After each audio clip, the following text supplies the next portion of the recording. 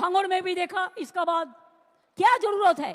हम देखते हैं जब শান্তিভাবে বাসে করে আসছিল সভাতে যোগ দিতে, কিরমভাবে বাস আটকে সবাইকে উপর লাঠিচার্জ করে বাড়ি পাঠিয়ে দিল। কেন?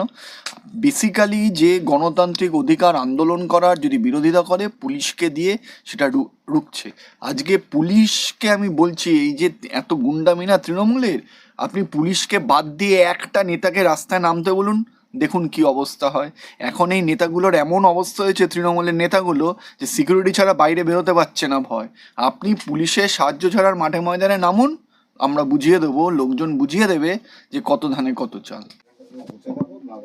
আচ্ছা, আজকে নেতাজি ইন্ডোর স্টেডিয়ামে মুখ্যমন্ত্রী ইমামদের সাথে বৈঠকে বসেছিলেন এবং সেখানে তিনি বলছেন যে বিজেপি অশান্তি ছড়াচ্ছে, প্ররোচনা দিচ্ছে, তাদের আটকান। কি বলবেন? দেখুন, এটা ওনার একটা স্বভাব। এই যে চাকরি চুরি করেছেন ওনার সরকার, উনি দোষ দিচ্ছেন সিপিএম আর বিজেপি নাকি চাকরি খেয়েছে। অশান্তি হচ্ছে, দোষ দিচ্ছে বিজেপি নাকি অশান্তি করছে। আমি মেনে নিচ্ছি সিপিএম বিজেপি পশ্চিমবঙ্গের সমস্ত অশান্তি করছে, দুষ্কৃতিমূলক কাজ করছে। আপনার পুলিশ কি করছে? আমরা দেখেছি মুর্শিদাবাদের ঘটনায় পুলিশ চুপচাপ দাঁড়িয়ে আছে বা কোথাও গিয়ে লোকাচ্ছে। আজকে পুলিশ যদি চাইতো, প্রশাসন যদি চাইতো, একটা ঝামেলাও হতো না, একটা দাঙ্গাও হয় না। আপনি পুলিশকে ফুটো জগন্নাথ করে কেন রেখে দিয়েছেন, নিষ্ক্রিয় করে রেখে দিয়েছেন? কারণ আপনি চান এই দাঙ্গা হোক, কারণ সরকার না চাইলে দাঙ্গা হয় না। আপনি চান দাঙ্গা হোক, কারণ আপনাকে এসএসসির ইস্যু থেকে দূরে সরে মানুষের যে এই যে এসএসসির যে ইস্যুটা, দুর্নীতির যে ইস্যু, আপনারা যে চুরি করেছেন সেই ইস্যুটাকে ভোলানোর জন্য আপনি এই দাঙ্গাটা জোর করে লাগিয়েছেন, পুলিশকে নিষ্ক্রিয় করে রেখেছেন। তিনি বলছেন, ইমামদের বলছেন যে আপনারা বাইরে আন্দোলন করবেন না, আপনারা ইনডোরে আন্দোলন করুন। ইনডোরে কি আদৌ আন্দোলন সম্ভব? দেখুন, আমি মানতাম, দেখুন, একটা আইন পাশ হয়েছে, আইন ঠিক হতে পারে, আইন ভুল হতে পারে। আপনি গণতান্ত্রিক পদ্ধতিতে গিয়ে সুপ্রিম কোর্টে মামলা করুন। আমরা সবাই দেখেছি মোহাম্মদ সেলিম কি করেছেন, উনি গিয়ে সুপ্রিম কোর্টে মামলা করেছেন আর গণতন্ত্র আন্দোলন করছেন। কিন্তু উনি যেটা করাচ্ছেন সেটা কিন্তু আন্দোলন না, উনি যেটা করাচ্ছেন সেটা হলো দুষ্কৃতিমূলক কার্যকলাপ। উনি ইন্ধন দিচ্ছেন, ঝামেলা করুন, ভাঙচুর করুন, এই, আর পুলিশকে নিষ্ক্রিয় করে রেখে দিচ্ছেন। তফাৎটা হলো এইখানে। আচ্ছা, তিনি অভিযোগ তুলছেন যে ছোট ছোট বাচ্চা ছেলেদের নাকি 5-6 হাজার টাকার বিনিময়ে নাকি বিএসএফ সহযোগিতা করেছে ইট পাথর ছুটতে। ভালো কথা, বিএসএফ লোক ঢুকিয়েছে, ইট পাথর ছুটতে সহযোগিতা করেছে।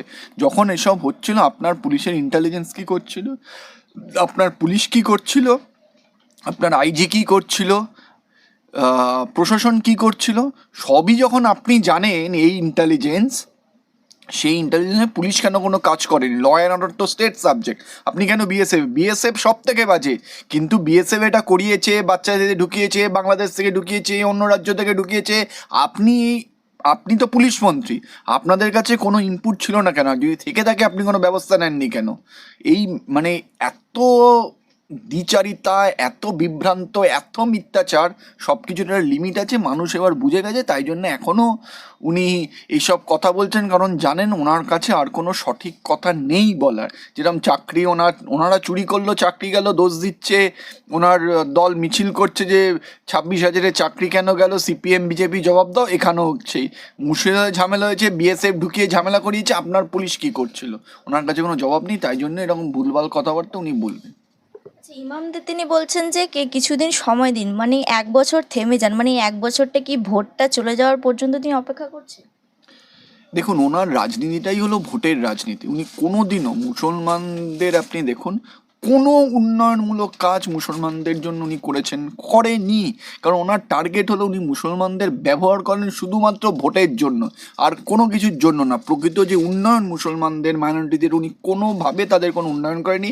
এবং এটা ওনার কথাতে পরিষ্কার। এখন উনি বলছেন 1 বছর ওয়েট করে যান, আমাকে আবার ভোটটা দিন, আবার তারপর আমি দেখবো, তারপর আবার 5 বছর উনি বলবেন যদি আসেন, যে আমাকে 1 বছর ওয়েট করে দিন ভোটের আগে। এই হলো ওনার পলিটিক্স। ওনার পলিটিক্স হলো মুসলমানদের ভোটে ব্যবহার করা, আর কিচ্ছু না।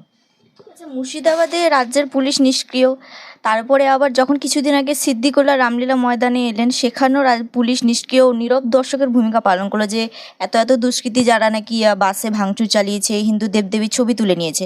অন্যদিকে যখন নওশাদ সিদ্দিকী ভাঙড় থেকে আসছিলেন সভা করতে, সেখানে সাধারণ মানুষকে পুলিশ ধরে খুব মারে। তো এই যে পুলিশের 2 ধরনের ভূমিকা, মানে মানে রাজনীতিতে এই যে দুই ধরনের ভূমিকা পালন করছে পুলিশ, এটা কি সব পুরোটাই রাজ্য সরকারের উপর ইয়ে করে? দেখুন, পুলিশকে আজকাল তৃণমূল কংগ্রেস যবে থেকে এসছে নিজের দলদাসে পরিণত করেছে, বলে দিয়েছে যে তৃণমূল কংগ্রেস যখন কোনো সভা করবে সব জায়গায় পুলিশ প্রোটেকশন, পুলিশ পারমিশন পাবে। যখন বিরোধীরা কোনো সভা করবে কোথাও যেতে দেওয়া হবে না। আমরা দেখেছি ভাঙড়ে শান্তিভাবে বাসে করে আসছিল সভাতে যোগ দিতে, কিরমভাবে বাস আটকে সবাইকে উপর লাঠিচার্জ করে বাড়ি পাঠিয়ে দিল। কেন?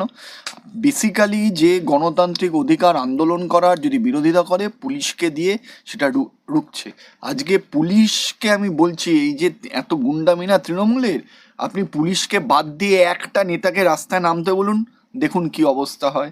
এখন এই নেতাগুলোর এমন অবস্থা হয়েছে, তৃণমূলের নেতাগুলো, যে সিকিউরিটি ছাড়া বাইরে বেরোতে পারছে না ভয়। আপনি পুলিশের সাহায্য ছাড়ার মাঠে ময়দানে নামুন, আমরা বুঝিয়ে দেবো, লোকজন বুঝিয়ে দেবে যে কত ধানে কত চাল।